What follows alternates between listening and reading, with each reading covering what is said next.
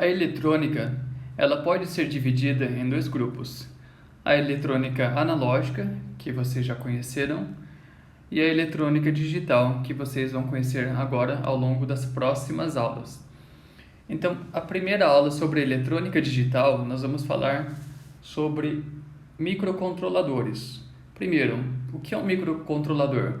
A gente escuta bastante esse termo, microcontrolador, mas será que a gente realmente sabe o que é um microcontrolador? Depois, o que é um sistema embarcado? Qual que é a principal diferença entre um microcontrolador e um sistema embarcado? Em seguida, nós iremos para a linguagem de programação. Quais as linguagens que vocês conhecem e quais as principais diferenças das linguagens mais conhecidas? O que é uma linguagem de alto e baixo nível? Em seguida, falaremos sobre microcontrolador e microprocessador. Não confundam, são diferentes. Depois falaremos sobre qual que é a composição de um microcontrolador e aí sim começaremos a falar do tão conhecido Arduino. O que é um microcontrolador? Um microcontrolador é um pequeno computador em um único circuito integrado. Então ele está presente nos mais diversos produtos, mercadorias. Por exemplo, você já sabe que está em computador, no celular, que também está no relógio, dispositivos médicos, nos automóveis. Cada vez mais hoje não basta só você saber de mecânica, você precisa entender de eletrônica analógica e eletrônica digital. E os microcontroladores, sim, eles têm um consumo relativamente baixo, tá? A corrente elétrica dentro de um microcontrolador é extremamente baixa, por isso o seu consumo é baixo. Agora, beleza, falamos de microcontrolador, mas o que é um sistema embarcado? Ele é classificado como um microcontrolador? Como o próprio nome fala, diz, o sistema embarcado está dentro de algum produto e ele é um sistema dedicado. Então, ele é dedicado porque o microcontrolador ele pode realizar diversas funções, leitura de sensor, executar tarefas, diversas funções ao mesmo tempo ou paralelas. Já o sistema embarcado ele tem uma função específica e o grande diferencial dele é que ele tem justamente uma função bem específica porque ele não pode falhar. Tá? Ele tem que ter uma segurança muito grande. Por exemplo, no sistema de ignição de um carro ou um sistema ABS, imagina, a gente sabe que às vezes o nosso celular ele trava, porque ele está executando várias tarefas ao mesmo tempo, às vezes dá um conflito entre um código e outro, porque ele tem vários aplicativos que fazem outras coisas diferentes. Aí um aplicativo novo não ficou tão bom ou não dá compatibilidade com outro aplicativo. Imagine um carro assim, tendo um microcontrolador que de vez em quando você tem que desligar e reiniciar. Não ia dar certo, né? Ou o freio ABS de um carro, também não dá certo. Então, o freio ABS do carro é um sistema embarcado, ele está um sistema integrado ali, mas que ele executa apenas essa função específica de controlar o freio. E ele também é extremamente redundante, então se caso uma parte, um código falhe, tem o outro, justamente para garantir essa segurança. Então a geladeira, também a geladeira não trava. Você viu o microcontrolador da geladeira travar? Essas geladeiras inteligentes? Ou micro-ondas? Um sistema de GPS, ou na indústria, algum ponto bem específico dentro da robótica, um sistema de manufatura, ou impressoras, copiadoras, fax. Então, são sistemas que executam só uma função específica, que é exclusivo para aquele equipamento. Isso é um sistema embarcado. Tá? Então, agora estamos falando de sistemas que executam funções. Você pode programar esses sistemas. Para você programar, você tem que falar a mesma linguagem que o microcontrolador entenda. E aí nós temos várias linguagens e acredite, elas vão evoluindo, tá? Então, se hoje a gente utiliza uma linguagem, Amanhã, daqui 1, 2, 3 anos, já será outra linguagem, será uma linguagem mais aperfeiçoada. Na minha época de faculdade era outra linguagem. Então isso vai evoluindo o tempo todo. Mas o que vocês têm que entender é que temos alguns tipos de linguagens mais conhecidos, C++, Pascal. Só que essas linguagens, elas são classificadas como alto nível e baixo nível. Por quê? De um lado nós temos a linguagem dos humanos, a nossa linguagem. E de outro lado, a gente tem a linguagem do computador, que é aquele sistema binário, que 0, 1, 0, 1, 1, que na verdade o 0 é um nível de tensão baixo e o 1 é representado pelo nível de tensão alta, tá? Então, quando vocês assistem no filme lá, essa parte de robótica ou uma ficção científica ali, às vezes parece o 0, 1, como por exemplo Matrix, que representava o mundo por 0, 1, que é a linguagem binária. E temos a linguagem de alto nível. Qual que é a linguagem de alto nível? É aquela linguagem que a gente fala. Então existe uma diferença entre a linguagem de máquina e a linguagem dos humanos. Quanto mais... Só que a linguagem utilizada na programação, elas também têm diferenças entre elas. Por exemplo, uma linguagem pode ser mais próxima do hardware, que é a linguagem de baixo nível. Níveis de tensões, ele reconhece níveis de tensões.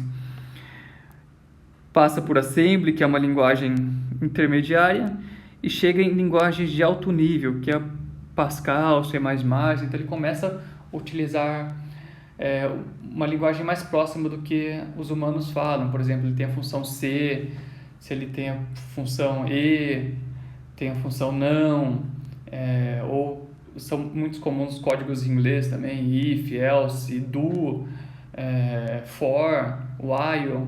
Então é uma linguagem mais próxima dos seres humanos. Tá, então você está me dizendo, ele, que é vantagem que a linguagem computacional seja mais próxima da linguagem dos seres humanos, porque assim é mais fácil de programar? Isso é uma vantagem, com certeza. Mas como tudo na vida, não são só vantagens, tem desvantagens também. Por quê? Essa linguagem mais próxima da linguagem dos humanos, ela é uma linguagem mais indireta, porque ela utiliza mais recursos. Então, o computador, ele demora mais para entender, ele precisa processar mais informações para ele entender um comando. Enquanto que, se eu fizer uma programação mais próxima da linguagem das máquinas, eu vou executar a função mais rápida. Pode ser que essa diferença ela não seja tão significativa quando a gente vai programar, por exemplo, um aparelho de televisão. Então, que diferença faz se o computador executa uma função com 1 milissegundo a mais do que o outro? Não faz diferença, você nem vai sentir essa diferença. Beleza. Agora, em algumas aplicações, quando você precisa fazer simulações de modelos matemáticos, de meteorologia, que ele executa milhões, sei lá quantos por segundo, isso faz diferença. Então, onde eu já fiz o mestrado, doutorado, assim, é comum ter as pesquisas baseadas em modelos matemáticos. E aí, como os modelos matemáticos são enormes, o computador ele demora muito tempo para processar. Primeira coisa que eles fazem, eles têm que ter os clusters. Clusters, então sim, você compra um computador muito veloz, mas não é suficiente, você coloca os computadores em paralelo ali para aumentar a capacidade. Então, clusters são vários computadores ali trabalhando no mesmo modelo matemático. Mesmo assim, ele demora meses para obter um resultado. Imagina, meses para você ter um resultado, e aí você verificar que esse resultado não deu certo, e aí você tem que fazer novamente. Então os caras ficavam loucos. Eles colocavam ali um no break, né? Porque aqui no Brasil, em outros países, é difícil você ter oscilação da tensão, ter queda de energia. No Brasil é muito comum ter isso aí.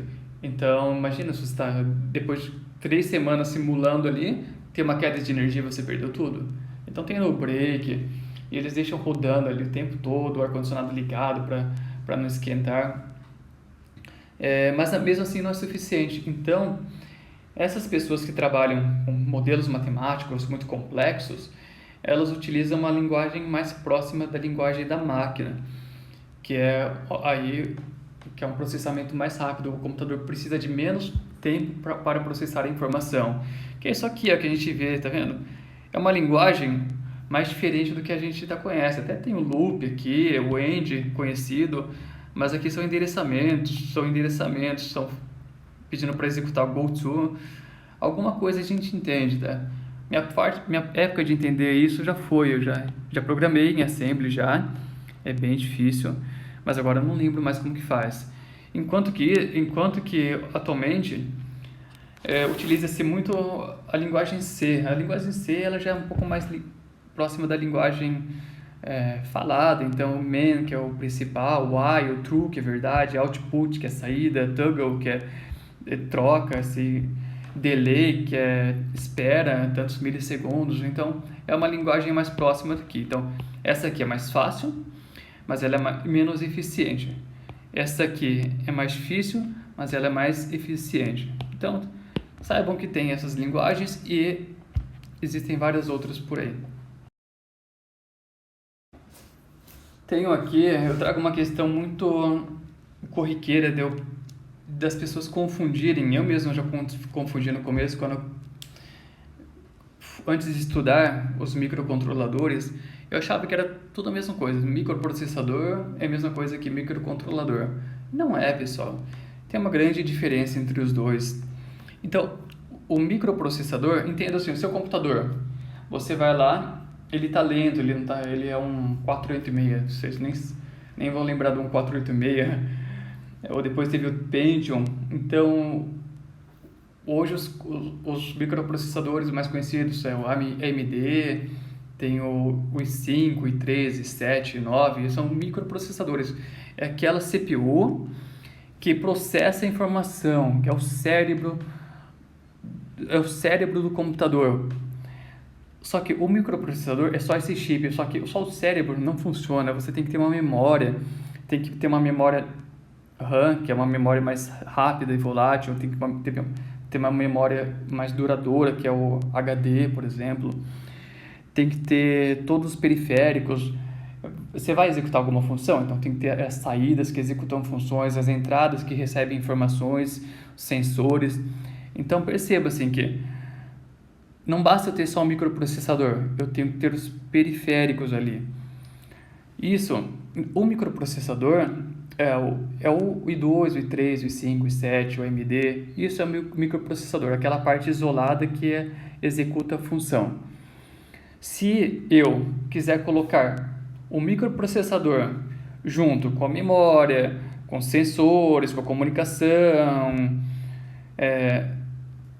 com o oscilador, com as tensões de entrada, saída, as tensões de referência, timer, tudo isso, se eu quiser colocar tudo isso dentro de um chip, aí esse chip tem o nome de microcontrolador. Então, microcontrolador é um microprocessador, memória de dados e periféricos, tudo dentro de um só. Se eu separar, então, só aquela parte pensante ali, pensante entre aspas, que é o que executa os comandos, é um microprocessador. Essa é a diferença, por favor, não confundam. Então, qual que é a composição de um microcontrolador? Até eu já tinha colocado aqui, alguns, como vocês já trabalharam com eletrônica, alguns vocês já conhecem, né? Então, fonte de tensão de 2 a 5,5 volts, o reset, não tem muito segredo, né? Tem as portas de entrada, tem ó, A, B, C, D, E, aqui ó, entradas, PWM, eletrônica analógica, circuito PWM, tem um conversor analógico digital que precisa de uma tensão de referência, ou seja, transforma um sinal analógico em digital, um sinal digital em analógico. O microprocessador, ele é como uma banda ali, ele executa as funções a cada batida, ele precisa de um sincronismo. Ele não fica executando funções em tempos aleatórios, ele vai de acordo com um ritmo. Esse ritmo quem dá é o oscilador, então o oscilador dá um ritmo aqui. Então a velocidade do oscilador é muito importante, porque significa que a cada onda do oscilador, o oscilador vai gerando ondas e a cada onda que pode ser na subida, um microprocessador executa uma função. Então, quanto mais rápido isso aqui, melhor, porque ele executa mais funções num determinado tempo. Por isso que falam ali, microprocessador de tantos megahertz, ali na época do Pentium eu lembro que era 100 megahertz, depois virou gigahertz, e 3, 4, 5 gigahertz, eu nem sei mais quais são as velocidades. Aí chegou um momento que já não era suficiente e teve um limite ali na velocidade. Então, o que eles fizeram? Não, então, já que não dá para aumentar, tá difícil de aumentar, tá consumindo muita energia, esquentando demais, vamos colocar então dois trabalhando em paralelo. Então, esse a gente dobra a velocidade. Então, começaram os microprocessadores de 2 núcleos, 4 núcleos, quad-core, que é isso. Então, ele chegou no limite de velocidade, ele tantos 2.5 GHz. Eu até tentei aumentar, mas aí ele consome muita energia, esquenta demais. Não, então, peraí, vamos colocar dois então. Os dois, a cada pulso, dois estão realizando uma função diferente. Então, eles estão em paralelo, mas recebendo o mesmo sincronismo. Então, se o oscilador é de 2,5, agora a gente tem um processador de 5 GHz. A gente dobrou a capacidade porque temos dois cérebros ali, tá? Só para vocês entenderem a função do oscilador. Isso aqui também está dentro do microcontrolador. Isso aqui é muito importante, a comunicação você não vai gravar? Você não tem que jogar seu código para dentro? E você não vai fazer leitura se você quiser ler as leituras de sensores? Então você tem que ter uma comunicação, que é o chamado de I/O, né? O I/O também é port, também serve para port. Tem que ter um timer, então para você, eu quero realizar tal função por tanto tempo, ele consegue contar. Então execute isso aqui por tanto tempo, depois pare. É um timer que precisa também. Precisa de memórias rápidas, CAN, memórias que ficam gravadas por um longo tempo, que é a memória de programação. Então, são dois tipos de memórias, percebam. Eu vou gravar meu programa, e tem que ser uma memória que ela não se perde quando eu desligo o microcontrolador. Senão, toda vez que eu desligar, eu vou ter que gravar de novo. Então, é um tipo de memória. Agora, durante a execução, ele tem que gravar um sinal de um sensor que ele só vai usar naquele momento. Então, não precisa ser na memória de programação. Eu vou utilizar uma memória flash, uma memória mais rápida, que é a memória RAM, que vocês também já ouviram falar, tá? Então, sim, estamos desmistificando o microcontrolador, tá? Não é um bicho de 7 cabeças. Coloquei aqui, de forma bem simples, amigável, um microcontrolador. Então, o microcontrolador sensor, ele tem que ter uma comunicação. Mas como que é essa comunicação? I/O é input, output, ou seja, eu recebo o sinal e envio? Não, é um sensor. Então, o sensor só me envia sinal. O sensor envia sinal e eu decido o que eu faço com isso. Eu não preciso mandar alguma coisa para o sensor. Então, é unidirecional. Tem interface com o usuário? Tem. Então, eu quero mostrar alguma coisa para o programador, eu envio o sinal para ele, para uma tela de computador, para um aplicativo, mas eu também devo receber informações também. Então, interface com o usuário, vamos supor, o usuário dá um comando, aperta um botão, eu quero entender que ele apertou um botão e quer executar uma função. O circuito de alimentação, que é muito básico, né? O circuito de apoio, periféricos, o que eu vou colocar ali? Relé, botão, motor. E o circuito de comunicação em si, então, como que eu vou fazer a programação? Vai ser um sistema Wi-Fi, Bluetooth, Zigbee, uma porta serial, é uma porta paralela. Como que vai ser essa comunicação? Isso aí é muito importante também. Aqui eu faço um detalhamento de cada um desses elementos, mas a gente não precisa se prender muito. Cada microcontrolador vai ter suas características, né? Só ficar de olho na principal informação que vem no datasheet, que é a tensão de alimentação. Isso aqui é muito, muito sério. Por exemplo, coisas na prática que você vai pegando. Por exemplo, eu tenho estou usando o Arduino para controlar um motorzinho de corrente contínua. Beleza, e tem um display. até aí não parece um bicho de 7 cabeças, mas por isso que eu acho importante vocês fazerem na prática. Aí você vai fazer na prática, você vai ver o quê? Que o display é extremamente sensível a variações de corrente. Então vamos lá. Se você vai, em dado momento, você vai acionar aquele motor de corrente contínua. A hora que você joga a carga ali para acionar o motor de corrente contínua, pode ser por relé, pode ser por transistor, ele vai consumir uma corrente, para sair da inércia, uma corrente muito alta, que pode ser 7, 8 vezes o valor da corrente nominal. Ou seja, ele vai dar uma pequena queda de tensão ali no circuito. Você nem vai perceber, mas alguém vai perceber. Por exemplo, o LED, o display vai perceber e ele vai desconfigurar. Então, todos esses detalhes vocês têm que começar a se ligar, tá? Então, nesse caso, se você vai usar um motor e vai utilizar o Arduino, então tente colocar circuitos separados, fontes separadas, uma só para o motor e outra para o seu circuito ali, o circuito com Arduino, com sensores. Detalhes de projeto. Sensores. Isso aqui é muito legal você saber. Já estou dando uma base para vocês utilizarem no Arduino, tá? Então, mas também outros microcontroladores também têm sensores, tá? Muitos mais do que o Arduino. Então tem sensores de temperatura, você tem que saber os modelos que tem disponíveis, de umidade, luminosidade, vocês já viram em eletrônica analógica, o encoder, que é o de rotação, o acelerômetro, o infravermelho, o químico de gás, álcool, fumaça, tem vários sensores. O que vocês têm que saber é o seguinte: esse sensor, como que ele se comunica? Os equipamentos também têm que conversar, o microcontrolador também tem que conversar com o sensor, e você vai ter que falar isso na programação, senão um vai falar chinês e outro vai falar grego, e aí? Então, o sensor, vamos pegar o LDR, que sinal que ele joga? Não, o LDR fornece um sinal analógico, porque o analógico é aquele sinal discreto, que ele tem, entre um valor e outro, tem milhares de possibilidades aqui, então se ele dá uma resposta em tensão, tem milhares de possibilidades aqui entre o valor máximo e o valor mínimo. Isso é um sinal analógico.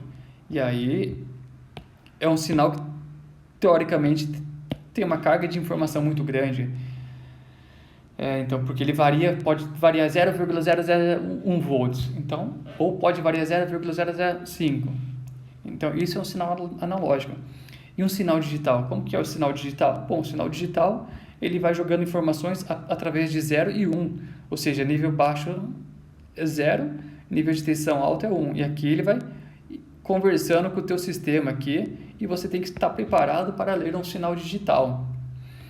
São dois tipos de sinais que o microcontrolador pode receber. Então, conhecer o sensor também é importante. Você vai ter que falar para ele: espera aí, você vai ler um sinal analógico agora. Agora você vai ler um sinal digital. E a comunicação? Aqui, hoje a gente não usa muito a comunicação paralela. Não sei se vocês lembram, era comum uma impressora ali que tinha vários... O que era aquilo? É uma comunicação paralela. Ou seja, eram várias comunicações, igual o circuito paralelo, um ao lado do outro, várias comunicações acontecendo ao mesmo tempo, tá? Por isso que tem todos aqueles pírios. Que é isso aqui, uma ligação paralela. Todos esses fios aqui estão se comunicando ao mesmo tempo. Tá, mas nós já tentaram montar um cabo paralelo? Poxa, é um trabalho enorme. E se ele começa a dar mau contato, para você achar, putz, era melhor comprar outro cabo. Depois, a porta serial, a porta USB. Por que serial? Porque eles andam em série, um atrás do outro. É o circuito em série, um resistor atrás do outro. Então, a comunicação chega 1 bit de cada vez. Ele fala uma coisa de cada vez, ele não fala várias coisas ao mesmo tempo. Essa é a diferença entre comunicação serial e comunicação paralela. Tem algumas específicas, tem I2C, que é uma comunicação mais própria de alguns microcontroladores, que é uma comunicação mais direta, Wi-Fi, e aí dentro do Wi-Fi já tem aquela função MQTT, que é você comunicar pela nuvem.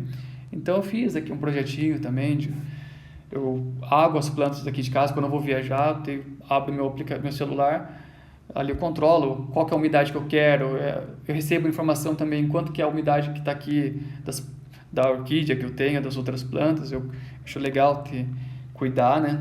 Então às vezes eu fico 1 mês, 2 meses fora de casa, E aí eu olho, abro ali, tem o sensor de umidade e tal. Geralmente ele ativa sozinho ali para aguar, mas vamos supor, eu quero aguar agora. Aperta o botão, ele vai lá e aciona o motorzinho, tá? A bomba. Então são essas comunicações que vocês têm que começar a ficar de olho aqui, porque isso aqui é o atual, tá?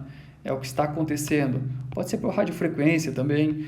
Então o próprio Arduino tem um transmissor e o receptor, então comunicação por rádio, basicamente isso. Além do Arduino, pois é, todo mundo Arduino. Arduino, pessoal, ele tem um microcontrolador dentro, que é um Atmel, mas ele, na verdade, ele é mais do que isso, ele é uma plataforma, porque ele coloca um microcontrolador e coloca todos os periféricos juntos ali, porque ele é didático, para facilitar o seu trabalho. Significa que se você vai construir um produto, você vai enfiar um Arduino ali dentro? Não, você não vai fazer isso. Sai mais caro, porque o Arduino tem um monte de porta, um monte de coisa que você não precisa, ocupa um espaço. Por mais que eu tenha os Nano da vida, o Arduino ocupa espaço. Então, você vai colocar isso dentro do seu relógio, o Arduino? Não vai rolar, né? Você faz o teste no Arduino, mas você usa microcontroladores. Então, existem microcontroladores, que são circuitos integrados menores, tá? Então, os mais antigos ali, ó, da Intel, o 8051 era muito falado. Desde 1981 ele é bastante popular, tem barramento de 8 bits. O que é barramento de 8 bits? Que ele tem um barramento de comunicação com 8... A comunicação dele tem 8 bits, tá? 8 sinais ali em um barramento. Depois a gente vai falar melhor sobre isso. E ele utiliza 12 ciclos de clock por instrução da máquina. Lembra que eu falei do oscilador? O oscilador é aquele ali, ó, é a banda que está tocando no fundo e está te dando um ritmo para você trabalhar. Então ele precisa, cada pulso sobe e desce, chama de clock. Então o oscilador manda isso aqui para o microprocessador. O microprocessador precisa de 12 pulsos para ele entender o que está sendo mandado e aí ele executa uma função. Então, ciclo de 12 clocks por instrução de máquina. É o tempo que ele vai demorar, tá?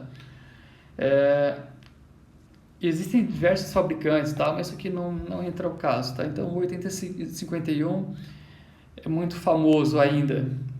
Tem o PIC também era, nossa, muito famoso. Na minha época de faculdade ali, foi depois de 1990, né? Claro. Mas ele era muito falado também. Então, ele tem versões de 8, 16 e 32 bits. É a máquina, o microprocessador de vocês, né? Tanto se fala agora no processador de 32 e 64 bits, tá? Então, a informação, ela chega de quantos bits por segundo? Chega com 32, então vem a informação com mais... vem o sinal com mais informação. Ou 16, então ele tem que enviar 2 pacotes ali. Então é isso aí, as máquinas com 32 são mais eficientes, são mais rápidas, tá recebendo mais informações de dados. E olha só, a evolução, ele demora 2, 3, com 4 clocks do oscilador, ele já entende a informação, ele já entende a instrução. Então tem os modelos do PIC aqui. Tem o Atmel. O Atmel é o que está na maioria dos Arduinos, tá? Então, se você olhar dentro do Arduino, tem lá o Arduino. Aí não vai achar que o Arduino é um microcontrolador, que não é. Aí vai ter o microcontrolador aqui, ó. Ali, pode olhar, a maioria é Atmel, se eu não me engano, tá? E aí, alguns estão até soltos, você se queimar, você pode ir lá e pode trocar. Mas o Arduino é o microcontrolador aí já preparado com as portas, com tudo fácil para você aprender. Então ele é uma ferramenta mais didática do que para a indústria. E ele utiliza um clock por instrução de máquina. Então olha só, com um clock ele já entende a instrução. Que bacana isso, né? E o ESP está ficando bem famoso também. Ele é desenvolvido pela Espressif. Tá, o ESP ele é legal porque o Arduino você tem que colocar, os novos não, mas os mais comuns, mais baratos, você tem que colocar, se você quiser um sinal Wi-Fi, um Bluetooth, você tem que colocar ali os módulos. Esse aqui ele já vem integrado, e ele é extremamente pequeno, tá? Então ele já chega um pouco mais para aplicações na indústria ali, se você quiser colocar num produto, ele é mais barato. Ele é mais barato e já tem comunicação Bluetooth, Wi-Fi, que é bem interessante. Então, essa parte aqui acho que é só. Essa parte é então só uma introduçãozinha ali, bastante informação, mas para vocês entrarem no mundo aqui da eletrônica digital, falando sobre microcontroladores e microprocessadores.